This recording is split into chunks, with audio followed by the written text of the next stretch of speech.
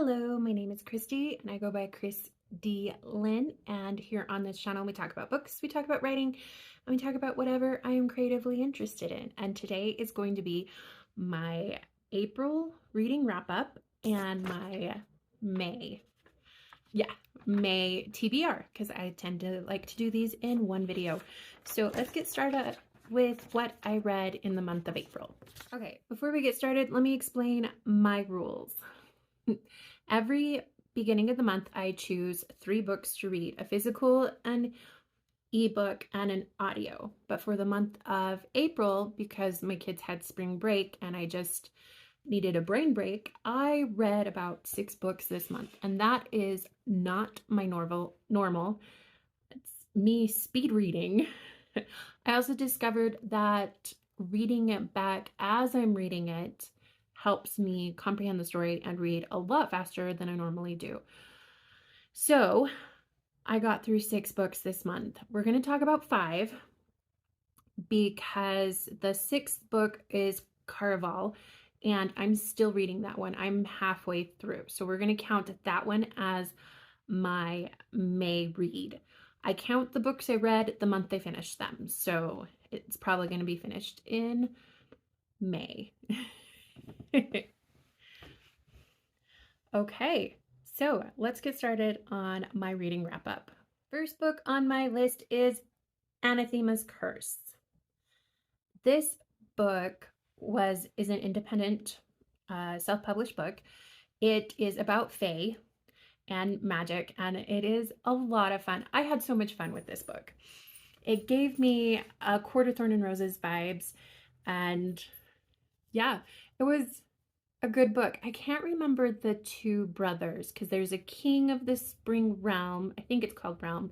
And then his brother who's like his guard. I can't remember their names right now, but I'm sure it will come to me later. Like I read this at the beginning of April. And their names are very unique. So it just doesn't stick inside my brain. But with that said, I am looking forward to the next book, and I will continue on with this series because I had fun with it. Anathema is your very extra special main character, but if you could look past that and have a lot of fun, she is a delight. And it is interesting to see this new world through her point of view and how she navigates it. It is a lot of fun. And then the brothers make it extra fun. Okay, hold on. Let's back up for a second. Let me explain to you what this book is about. So Anathema is abandoned in the forest by her family. And I think she's supposed to be like a young adult, like around 19. Granted, it's been a while since I read this book and I didn't make notes. So I'm just going off what's memory. I think she's around 19. And they abandon her in the woods because tragic backstory. And while she's in the woods, she realized she has magical powers, and it kind of freaks her out because she didn't know her whole life she had magical powers. And then these 2 fae brothers, one's the king of the spring realm, and the other one is his guard, like I mentioned. They end up finding her, and she ends up making a deal with the king that in order for home, shelter, and protection, he kind of ties his life force to her. Is it life force or is it magical force? She makes a deal with him, and now they're like tethered together by magical means. And they can share emotions, they can, that kind of thing. But it's not really framed as love interest. I mean, it could be, but it's not framed as such. They're more platonic, or it could be a slow burn. I haven't figured that out yet. I think she's more romantically interested in the brother than she is the king, which I find the dynamic interesting. This is kind of a slow burn. There is no spicy stuff in it. I thought there would be going in just because of her tragic backstory, but there's not. It's a slow burn, and it makes it fun and delightful. The criticisms I do have about this book is that there is a lot of info dumpy world building. But with that said, her world building is very unique and creative and fun. So that didn't bother me as much. It just was a lot, and it was hard to not notice. And then Anathema is your very extra special uh, girl character that everybody loves and everybody wants. And but if you can get past those kind of cliche tropes, it is actually kind of a fun delight. And I'm excited for the next book. And I think this author has a lot of creativity and interesting concepts. And I love the world she created. So that is Anathema's Curse. I gave it 4 stars, and I did have a lot of fun with it. All right, let's move on to the next. All right, so my next book is Glass Sword. This is the second book in the Red Queen series.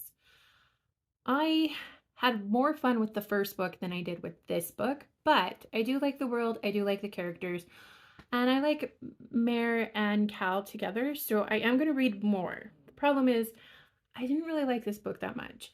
And I think it was because Mare was a little bit whiny in this book, and the action was so much.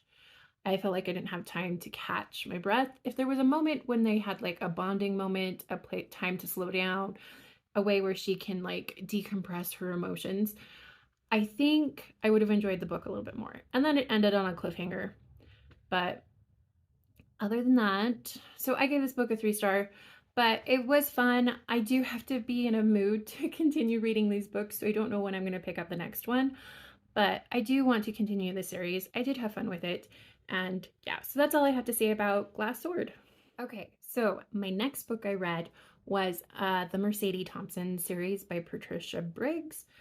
The book I read was River Marked. I think this is book 6 in the load of trilogies books. This is like a werewolf vampire kind of story. Mercedes Thompson is a mechanic and she can change into a coyote. And then in this book, you know, she is part of a werewolf pack. I'm not going to give any spoilers because this is the 6th in the series. So I suggest you read from the beginning onward because it is an interesting read. This is a comfort read for me. I read it because I really needed this cozy vibes. I don't know what it is about Patricia Briggs' writing that just pulls me in, but it does. And I rated this a 5-star.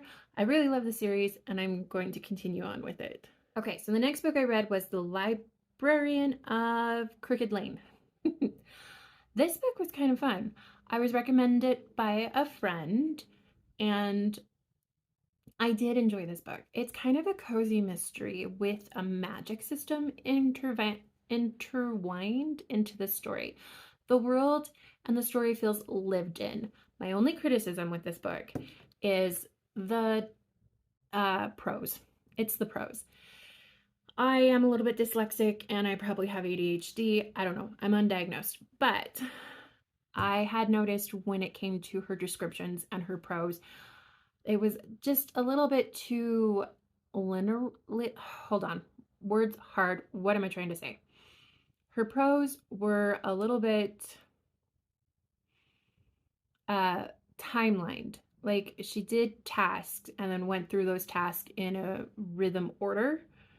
And the description of those tasks were interesting and neat. It didn't hold my attention, mostly because of the way my brain works. So that was a problem I had. And I think that's a very uniquely me kind of problem. I don't think it has anything to do with how bad the writing was, but the characters and the world of this book feels lived in. And the whole plot kind of evolves around this art theft. And she kind of gets intertwined into solving a mystery, but she's also a librarian of this very magical library. So yeah, that's not a very good explanation of the book, but I did enjoy it. It's kind of a cozy mystery. It was fun. There is a romance subplot, but because there's more in the whole series, I think this is a slow burn. And really the book just evolved around this mystery case, art theft, that they were going through. So it was a fun read. I think I gave it 3 stars. I had fun with it, and I'm glad I read it, but and I will continue onward, but yeah, I read it quickly and it wasn't a 5-star, but it was a good read. And I do recommend it. If you like cozy mysteries, you might have fun with this one. So that was The Librarian of Crooked Lane. Okay, so the next book I read is a 5-star. I loved this book so much. And it's right here, guys. See this book. Tress of the Emerald Sea. I had so much fun with this book. My favorite part about this book was the found family. It took me by surprise. And then the disability representation inside this book, you have a character named Fort. He is deaf and he has an AAC device. An AAC device is basically a iPad that has this program that allows a person to talk by just pressing buttons. And it was represented in fantasy. At least that's what I'm familiar with. It's highly possible this is a different kind of device that the deaf community uses more so than what I'm familiar with. But my son has an AAC device and it was close enough. I recognized certain features in it and it made me happy. It made me tear up. Like, yeah, when I got to that point, I'm like, oh, this is so meaningful. And it made me tear up. But yeah, so I really thoroughly enjoyed this book. If you haven't read much of Brandon Sanderson, which I haven't, honestly, this is my 3rd book of his that I've read. I've read Mistborn, Yumi and the Nightmare Painter, and then this one. So going forward, when I read more Brandon Sanderson, we will do like a tracker kind of thing. So this is number 3, Brandon Sanderson, that I've read. I will have to go back and read Mistborn because that was years ago and I hardly remember the plot. But Tress is about a girl named Tress. She lives on this very isolated island. She washes windows and she does it for the nobles. Then she falls in love with the nobleman's son who tells her he's the gardener because reasons. It's really kind of cute and cozy. She collects cups. And one day, the boy she falls in love with, he kind of gets kidnapped. And it all has to do with his father and a sorceress. So she's pretty much the only one who really cares about him and decides to go and rescue him. And then in the process, she becomes a pirate, meets some very interesting people along the way, and finds a found family, which I thought was really delightful. And yeah, it's one of those love conquers all kind of stories. And I really had fun with it. This book was marketed as a cozy fantasy, and there are some cozy elements in it, but I would say that this book is pretty high stakes. I don't think there's low stakes in it, other than like the character. She's smart. She thinks things through before she does things, but she's not one of those strong woman types. She's a smart woman, and it does it in her own way, which I found was delightful. So there are elements that are cozy in this, but there's also some pretty high stakes that she has to navigate through. But yeah, I read this book in 3 days. It was such a delight. I highly recommend this book. I loved it so much. 5-star all the way. So this last book I did start in April, but I haven't finished it yet. It is Caravel. I'm only halfway through. I am on chapter 16. This book actually has a lot of similar vibes to Tress in so many ways. Like, they're both from this very isolated island. They both kind of stole away on a ship. I mean, things happen that are similar. But what's different about Caravel from Tress is that she goes and does this competition in a carnival, a Caravel. And there's magic. There's more magic involved in this one. It's a little bit high stakes, but I feel like Scarlet and Tress have similar personalities and similar motivations. And they're a whole different type of people, but it's a fun read. So this book, since I'm halfway through it, I'm going to have to count this one as my May read. But I am really enjoying this book. I think Stephanie Garber might be another one of my favorite authors that I will continue reading. And yeah, So that's what I have to say about Caravel so far, and look forward to me talking about it more. So that's all the books I read in April. Let's move on to my May TBR. Okay, so I have rules in how I do my TBR goals for the month. And that is I choose 3 books. One's physical, 1 ebook, and 1 audio. Sometimes I don't finish all the books in the month. Sometimes I read a lot more, like I did in April. I read about 6 books in a month. But this month I do have a lot more things I need to do. I'm working on revising my cyberpunk romance and getting that ready and polished for querying. I did get a rejection letter recently, but that's okay because it frees me up to work on my query packet and kind of polish up some of these chapters that need more description, more line edits and stuff. What I'm doing is I'm going backwards. So I'm going from the last chapter onwards and working on line edits. And I think it's helping. Like I'm making it through pretty quickly. But with that said, because I have a lot of writing I want to get done in the month of May, also there's a lot of stuff going on in my real life that I might not have time for reading. So some of these books I might have to push over to next month. I might just get 1 in. I might read all 3. I might read a buttload more books. But for now, for the month of May, we're going to continue with just the 3 books, and we'll see if I make my goal at the end of the month. So here we go. First book is going to be my physical. This is Caravel. I'm counting this as my physical, even though I'm also listening to the audio. So I'll probably finish this book fairly quickly, but for right now, this is my physical. I'm halfway through it already, and I'm really enjoying it. But there we go. Okay, now for my ebook. My ebook is going to be Defy the Night. I have read I think it's the Curse Breaker series by the same author. It's Bridget something. I'm totally spacing her name right now.